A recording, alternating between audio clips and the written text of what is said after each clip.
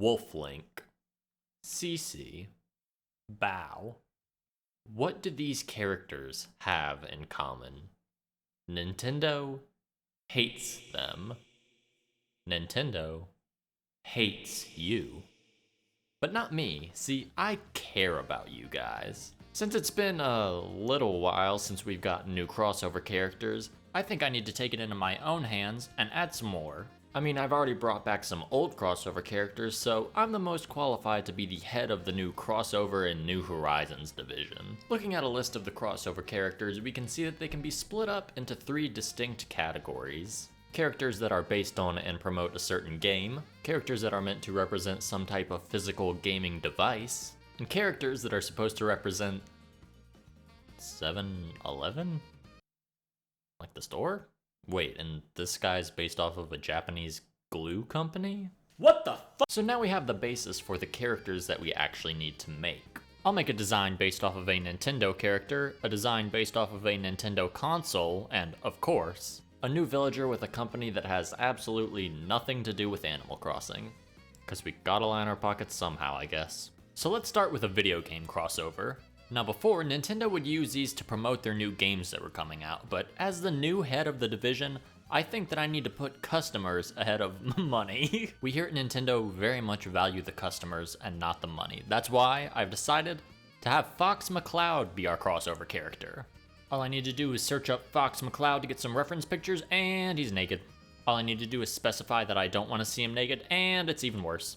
Even though I did lose my innocence, I was able to gain a picture of Fox McCloud that we can use to create our new crossover villager. I want to make sure that this villager is very detailed because we can't let the 7-Eleven horse be better than us. That means painstakingly adding a headset to the wolf villager. I guess I can't give him the blaster, they probably don't want guns in Animal Crossing. There we go, we got Fox McCloud. Does this make you guys want to buy Star Fox? Oh, he hasn't had a new game in like 6 years? And it wasn't that good? Great, we've invested our money wisely. Alright, next up, we need to promote a console. Believe it or not, Fox McCloud did not help our profit margins, and my bosses are kinda starting to get on me. So we're gonna take a page out of Nindori's book and make a villager based on the Nintendo Switch. Now, as we all know, the GameCube did extremely well, and I'm sure about half those sales can be attributed to Nindori. And I figure, why mess with perfection? I'm gonna try to evoke the same ominous feelings that you get when you look at Nindori. I think I'm gonna do a rabbit because you can kind of have the ears be the Joy-Con colors. I think that would be kind of cute.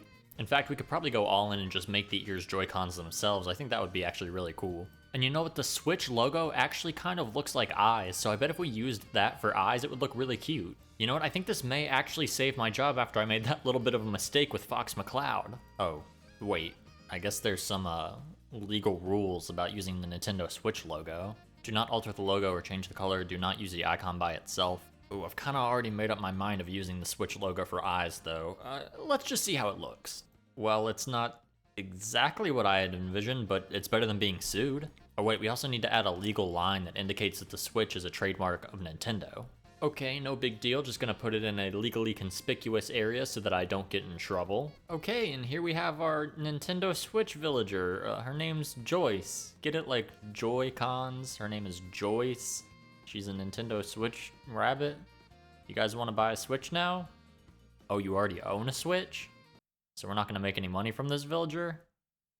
Oh no. Okay, we're 0 for 2, not that big of a deal, but my boss did tell me that if this one doesn't go through, then I will lose my job, which is a big deal because I've only been doing this for the last 4 minutes. I can't have that kind of gap in my resume. Lucky for me, we're on to the easiest crossover villager to make, which is brand crossover. Now we need to come up with what brand we want to partner with. Now as we know, gamers spend a lot of time sitting in gaming chairs and using desks and having headphones, so there's a lot of options to choose from.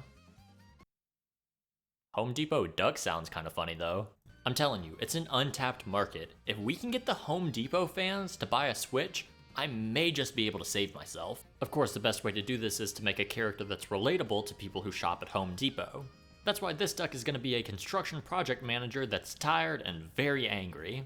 Animal Crossing. Come because you thought the Home Depot duck was funny, stay because terraforming reminds you of your job. Gonna put some bags under his eyes so you know he's tired. I'm gonna give him some 5 o'clock shadow to really drive home the point that he's not an ordinary duck. He's a likely divorced, overworked, and tired duck that, of course, shops at Home Depot. Nintendo would be the type of company to, like, unironically put this in the game. Honestly, I kind of forgot that we probably need to have the logo here somewhere, so let's give him a hard hat with the Home Depot logo on it. He doesn't want to wear the hard hat, but legally, he has to. Do you guys remember when the game first came out and somebody put Rold in a Walmart vest, and then the official Walmart Twitter offered Rold a job? Sometimes I try to be as absurd as I can, and then I get one-upped by Walmart. And here we go, we have Home Depot Duck. That's his name. His name is Home Depot Duck. Yeah, I don't know what's going on anymore either. Beautiful. Majestic.